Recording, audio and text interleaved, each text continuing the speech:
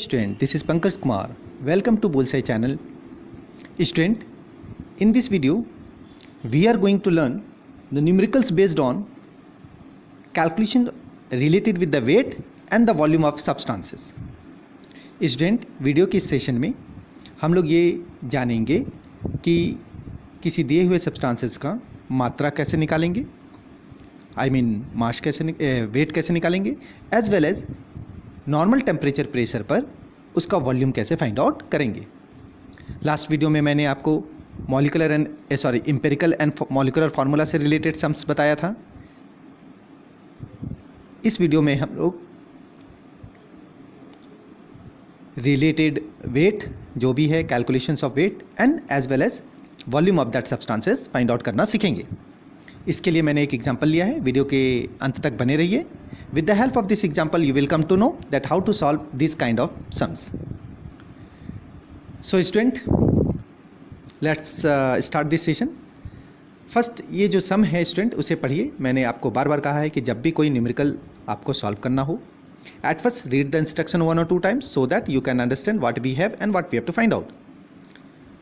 First है how much gram या how many grams of calcium oxide can be obtained when 10 gram of CaCO3 heated and how much volume of CO2 formed at NTP. NTP means सामान्य ताप दाब यानी normal temperature pressure. यानी कितना ग्राम calcium oxide मिलेगा जब 10 ग्राम CaCO3 को आप हीट करोगे, और कितना volume of carbon dioxide release होगा जब NTP पर सामान्य ताप दाब पर कितना वॉल्यूम CO2 रिलीज होगा बनेगा. तो स्टूडेंट, सम को अंडरस्टैंड करने के बाद इसका प्रोसेस इस तरह से है.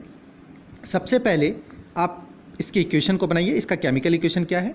CaCO3 को हीट कर रहे हैं स्टूडेंट. तो देखिए इसका सॉल्यूशन इस प्रकार होगा. CaCO3 को मैंने हीट किया. ओके, मैं क्या कर रहा हूँ? हीट का सिंबल ऐसा होता है स्टूडेंट. हीट किया तो हमारे पास बना CaO यानी कैल्शियम ऑक्साइड, और CO2 रिलीज हो गया. This is gas.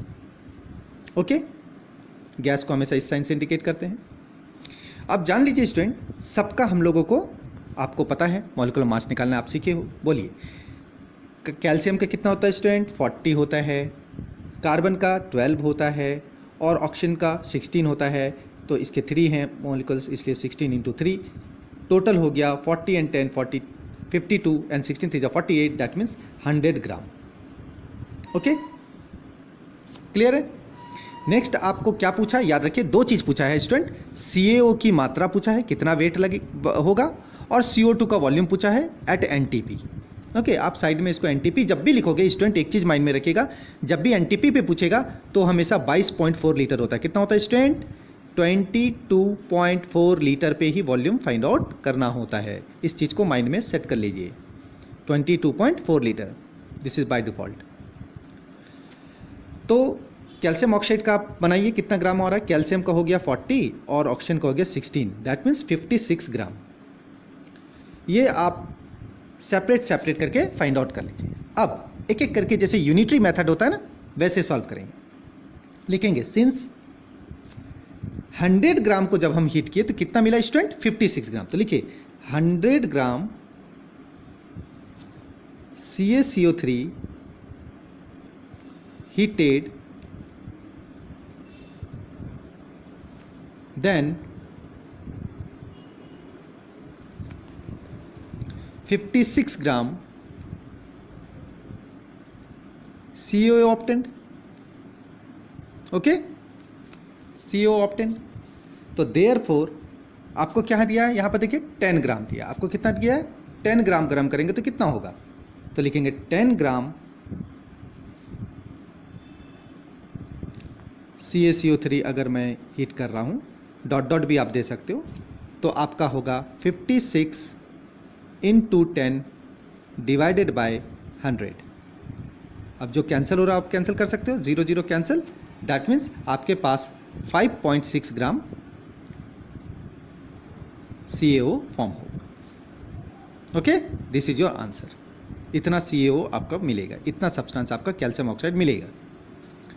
This is your answer. अगर केवल वेट पूछा तब इतना में आंसर कंप्लीट हो गया. बट आपको तो वॉल्यूम भी पूछा देखिए एट NTP. तो लिखिएगा फिर से, सिंस ठीक है, आप लिखिए 100 ग्राम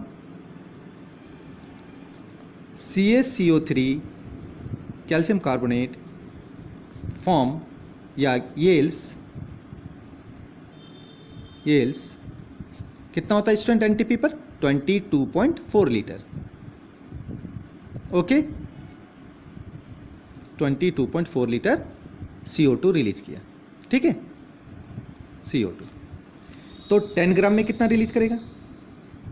10 ग्राम CaCO3 आपको यील्ड करेगा, डॉट भी दे सकते हो, तो 22.4 इंटू 10 बाई 100, 0 0 कैंसिल हो गया स्टूडेंट, 10 बचा है तो एक पॉइंट और आगे आ जाएगा, यानी 2.24 लीटर CO2 आपको रिलीज करेगा। Correct student? हमेशा याद रखिएगा, इस तरह के सम में पहले जो इक्वेशन दिया है रीड कीजिए और इक्वेशन को बैलेंस कर लीजिए। ये चूंकि ऑलरेडी बैलेंस था इसीलिए, मान लीजिए बैलेंस करते समय यहाँ पे 2 CO2 होता, सपोज कोई इक्वेशन में 2 हो जाता तो 22.4 को आप 2 से मल्टीप्लाई कर देते, अगर 3 हो जाता तो 3 से मल्टीप्लाई कर देते और लिखते उतना ग्राम में 3 इंटू इतना litre, that's why given mass जो भी है निकाल सकते हैं। तो ये डिपेंड करता है सम में कि अगर चूंकि ये इक्वेशन ऑलरेडी बैलेंस्ड है दैट्स वाई नहीं हुआ, अगर बैलेंस करना पड़ा तो हो सकता है कहीं 2 कहीं 3 आपको बैलेंस करना पड़ा, तो उसके अनुसार आप मास या वेट निकाल सकते हो, मॉलिक्यूलर मास निकालोगे, और अगर मान लीजिए बैलेंस करते समय 2 या 3 आ गया तो वो मल्टीप्लाई कर दोगे। So in this way student we can find out the weight of that substances and as well as the volume of that substances at NTP. I hope student with the help of this example you have, आपका इस तरह का सम बनाने की जो process है, procedure है, वो अंडरस्टैंड हो गया होगा। Rest with the help of your book you can solve rest of the sums as pertaining to calculation of weight and volume at NTP. Thanks for watching.